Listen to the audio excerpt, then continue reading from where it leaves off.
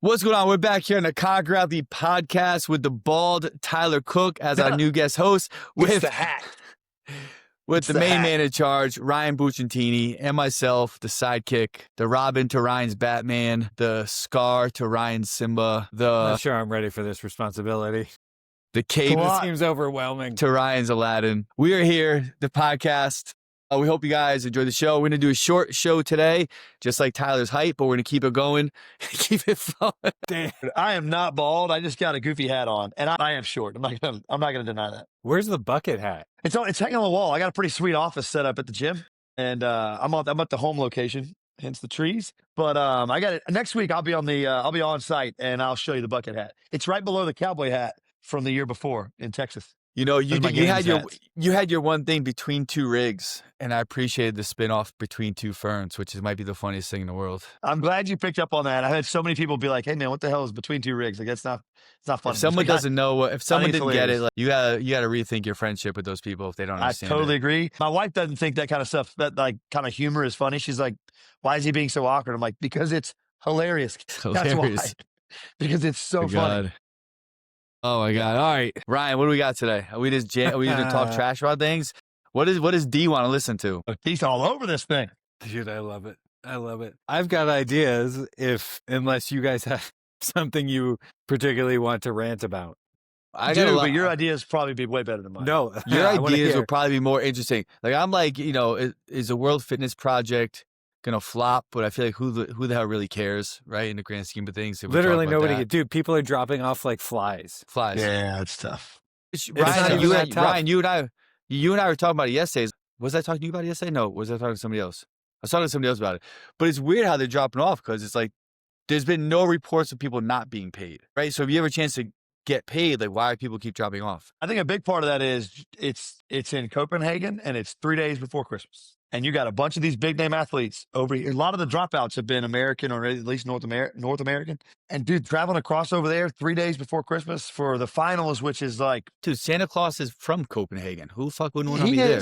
He is. I don't know, man. I think that's a hard trip. First off, who in their right mind wants to leave America? The period. That's the real question. Well, if you want to leave America, now we're going. First off, get out of America already. Here we go. Please. Here we go. But this is the best country on earth. So why would you ever want to leave? Copenhagen's beautiful in the winter. You see those frosty tips? Mountain Could be nice. Caps? Bro, go live ski and ride. I live in Idaho. I got a ski resort 45 minutes from me. I don't need to go to Copenhagen. I can work out in my garage. I guess one of my questions would be too, back to your point about getting paid for it, is I personally I'm not privy to those conversations, but I wonder how much they're actually getting paid. Now at the top, like Horvath's going to go over there and clean house and take home a nice check. Like if you're going to be at the very, very top, then that's worth. Like Dallin Pepper's still going. He's going to do very well. He's going to pick up a check. But these guys that are like kind of in the middle or like fighting for that, to get up to the top where they're really getting paid, that's a gamble into the year right before the new season starts. And it's also secondary to the game season. At the end of the day, it was always going to be secondary to the game season. Couching it isn't anything other than that, like a big exhibition. And now they're saying, wait a minute, I'm going to go compete one more time right before the new season starts. I'm not doing that. Yeah, I think you got more burnout than people are letting on to, right? Like you have Rogue Invitational that finished up not that long ago. Like that's a long time to be primed. Yeah, dude, I think the World Fitness Project bit themselves in the ass because they came in saying like they weren't going to compete, but then they structured all of their stuff so close to the CrossFit Games and the Open. And it's like you can't.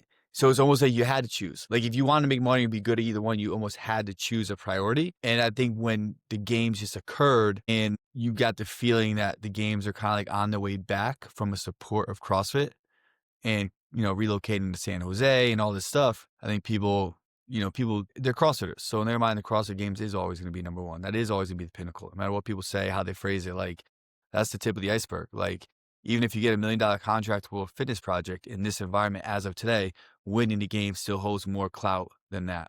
So I think they got to restructure how they position the workouts and stuff and where they do it if they want it to be in unison. Just let it die. Move on. Let's go back to the games and let's just be normal. We don't need all these spinoffs. Let the games be the epic gladiator battle that it's supposed to be. And let's move on from the other bullshit. Yeah, there's still nothing that beats Carson. No, for the CrossFit Games. Nothing beats Carson. Nope. The heat, the open air environment, the soccer field, the tennis court, like California. People almost dying on the field. Murph in fucking 100-degree heat with a wet vest on. Let's go. Yeah. What do you think about San Jose? What's the first thoughts? Dumpster fire. Okay. It's great. Love it. Elaborate, because I don't really know a lot about San Jose. I mean, I'm anti-California at this point. So do I think it's great? Like logistically, way better than Albany. Like, is it a bigger draw? 100%. More people are going to want to go there. The weather's going to be better. I would assume the venue is probably going to be better. I don't know anything about it. So logistically, do I think it's a net positive? Absolutely. Do I still think California is a dumpster fire? Absolutely. And I think that does keep some people away, but definitely not at the level that Albany did. Like Albany was just never going to be a draw. That was a placeholder. Never. At best. And a weird placeholder. Yeah. I mean, weird placeholder. I lived there for a while. So it was cool for me, but even walking around, I was like, this is not the spot. Yeah. I remember when they had regionals in Albany and I was always like, okay. When they had the games there, I'm like, it's a weird placeholder. Listen, dude, you live in Gucci Milford. I know. With the Richie people. Richie people. Yo, Milford has the weirdest thing. We do have a lot of shoreline though. We have like one of the most amounts of shoreline in Connecticut. I'm not saying hold the games in Milford. I'm just saying, listen, Albany sucks. Sure. Yeah, I agree. It was tough. It was tough. All right. It was tough. We're gonna move on from this. So Tyler's Gym last I talked, runs Proven. Jay, obviously you program for your affiliate. And you both obviously hire coaches, have coaches under you. And I want to talk about stimulus-driven scaling or challenges you see in stimulus-driven scaling versus skill-driven scaling inside of affiliates, more so with coaching staff, right? Like Tyler, you obviously have a really in-depth knowledge of the expression of programming and like doing the sport. Jay, you obviously write it, you come to it with a different perspective and you competed at a high level, so you understand it from that regard. But where do you think coaches miss the mark? What was that? I was showing Tyler twice. And I got that. I got it. Where do you think coaches can be better or coaches miss the mark, or like what do you see in like general class settings, and how can people be better? Because I do think stimulus-driven scaling is the best approach and something coaches aren't thinking about nearly enough. Great question, Ryan. So I'm going to repeat the question to buy me time on devising my answer. So your question was, where do coaches, classic, I'm just, hey, listen, everyone knows what I'm doing. Where do coaches miss the mark with prescribing the right modifications to elicit the proper stimulus for athletes across different ranges? Is that correct? Yeah. So, you know, a coach comes in to coach a class, they see the whiteboard, they see the prescribed movements, and you get Sally Sue who comes in and is like, I can't do handstand push-ups. And then, you know, maybe a newer coach, not quite, you know, a ton of experience. They're like, all right, we're gonna stack ab mats and we're gonna do handstand push-ups. Completely missing the mark of what the intended stimulus of the workout is. And, you know, what are some of maybe tactics coaches can do or things they need to be thinking about when they're looking at workouts prior to coming into coaching classes? I guess just some like general advice around that. Totally. I think this is a fantastic question, and it's something that I talk about a lot with coaches in here. And to me, coaches miss the mark due to 3 subcategories that all come down to one primary category. Number 1 is they don't understand how to properly manage the class of what's happening, and they get overwhelmed amongst workouts, movements, or what's happening inside the class and different ability or skill levels. The second one is they lack an understanding of how to properly do that just through lack of experience or education or development for themselves and what they've been through throughout their own experiences. And 3, they don't understand the true purpose of what's happening. Now, to me, those are subcategories that all come down to the primary category of they're not prepared to fully coach the class. Meaning, something I talk about a lot with coaches is when you're coming in, you need to have your lesson plan created of how you're running the class. And for newer coaches, beginning coaches, I treat it very much like if you're an educator and you have to have this lesson plan. So you walk in, you understand what the flow of the class is, what the feel of the class is. You're going to greet everybody. You're going to pull them together. You're going to have a conversation. You're talking to see how they're doing, however that entrance point is, right? Then it's like, okay, so from minute 1, from 0 to 1 is intros, conversations. Minute 1 to 2:30 or 1 to 3 is light aerobic work. 3 to 5, minute 3 to minute 5, I'm doing some dynamic stretches. Minute 5 to minute 7 or 8, more movement preparation for the workout. Minute 8 to minute 12, I'm going to gather them together. I'm going to review the first part, right? And they have this entire flow of how they break it down. But what misses is that they don't understand, okay, this is the workout. It's going to be 15-minute AMRAP of, like Ryan said, handstand push-ups, double unders, and dumbbell front squats. Okay, but they don't create the if this then that scenario, right? So here's a workout. The stimulus of this workout is X, which should be explained to them by, if they're working with a program like Proven, then they should say, hey, this is the stimulus. This is what should be driven with inside the workout. If they're inside of an affiliate where someone does a programming, then that programmer should be explaining that stimulus of what's intended to them. And I do that with inside of our community where I record a video of the entire week, and then I send that to them that explains the workout, the movements, the protocols, and the stimulus. But then they got to say, okay, well, if this person can't do this, what's going to be my 1 to 2 backup modifications for them that can drive the same stimulus that's intended in this workout? So it's this breakdown. And if you come in prepared like that, then it's easier to manage, it's easier to understand, and it's easier to prescribe with purpose. So those 3 subcategories all come down to that primary category of they're not prepared enough based around what their level as a coach allows them to deliver to the people there. Yeah. When I hear you say that, I think about acquisition versus expression of skill, right? And in a workout under fatigue, right, where you're trying to drive more of a metabolic demand, it's more about the expression of the thing, right? Like you're trying to do the sport. And I think where a lot of coaches go wrong is they try to sneak in skill acquisition under fatigue, right? Which for the new athlete is the wrong time to do it, right? Like it should be segmented out.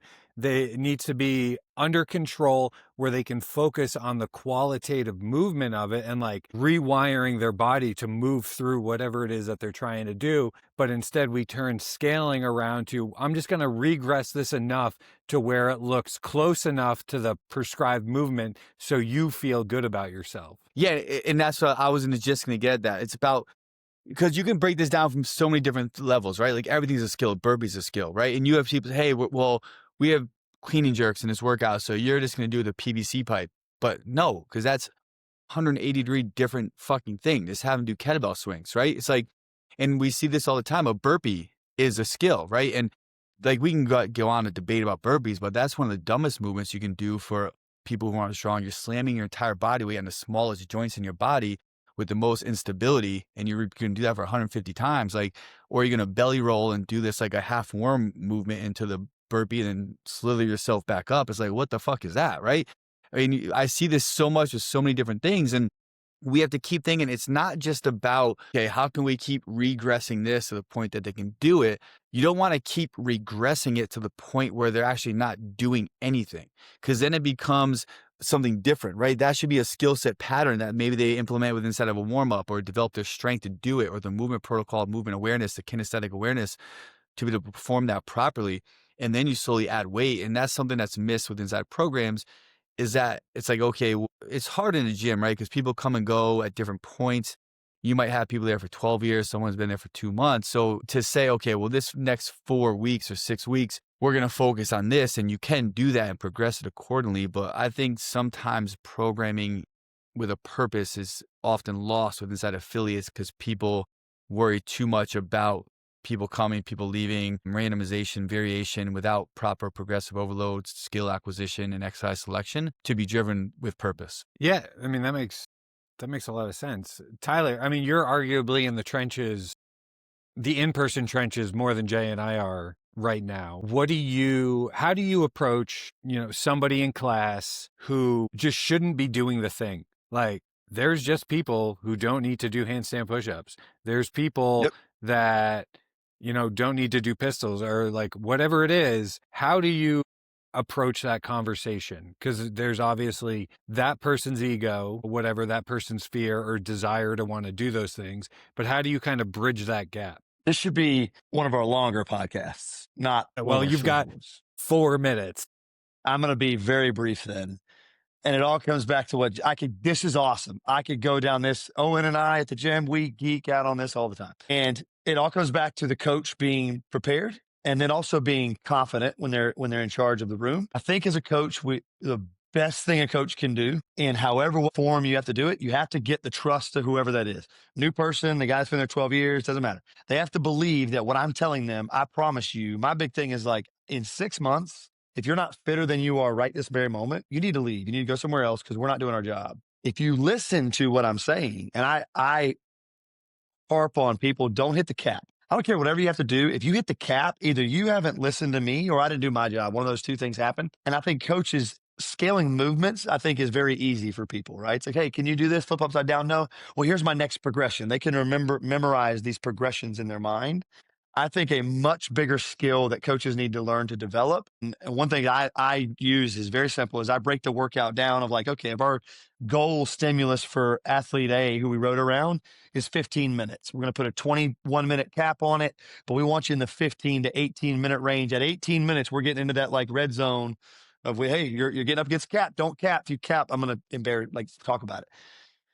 If you do the movements in this amount of time per 5 rounds or whatever it is, you will hit whatever. That just happened was super cool. It just got quiet. That was awesome. But whatever you do in the movement in this time domain per every round, you will hit my stimulus. So to your point about handstand push-ups or whatever it is, funny, I coached 5:15, 6:30 this morning, 15 air squats, 50 double unders, 15 air squats every 2 minutes for 6 sets. I said, if you're not done with your work, I think we hard capped it at a minute 30. I want a mandatory 30 seconds of rest, but you really should be closer to like that minute 10, minute 15 range. And then you break it down per movement, 12 air squats, 15 air squats, 50 double unders. And to your point about skill acquisition is great. People get in these things and they think, I'm going to learn these double unders in a workout. No, you're not. It's just going to get worse as you're going and breathing and your legs are pumped from the squats. You think you're going to get better and magically they click. So do some double unders. And when you start to fight it, switch over to singles, finish your 50 and keep this workout moving. I harp on Metcon stands for metabolic conditioning. That does not mean we're standing around looking at the barbell because I think, damn it, I'm going to clean this. I can clean that. I can do it. Like, you're slowing the workout down. You're missing the stimulus, which is what this whole conversation wraps around.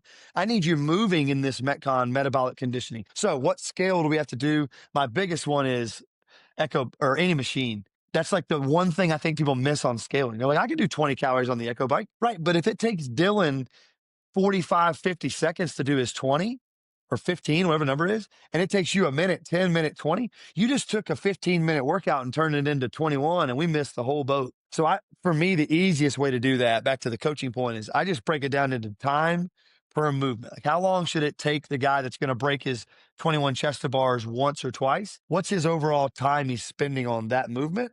You need to be doing the same. Well, coach, that means instead of 21, I'm only going to get 15 or 12. And great, that's where you're at today.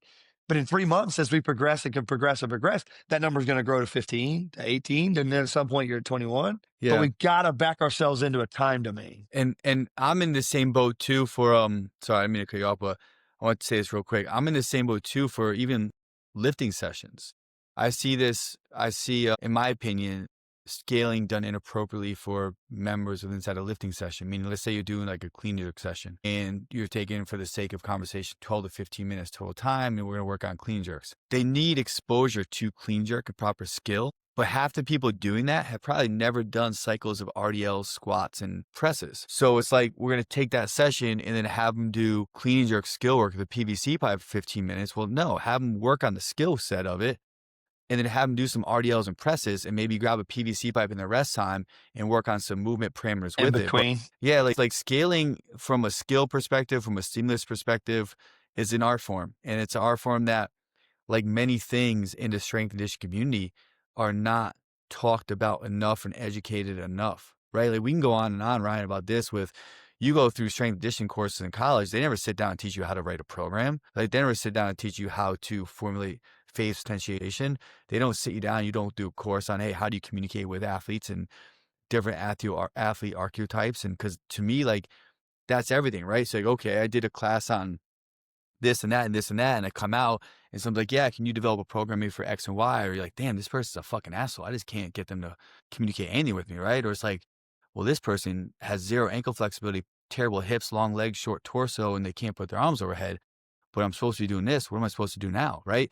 And like these three things are so pivotal, I think, for coaches to be able to elevate their coaching level to deliver a good experience that is missed in academia often.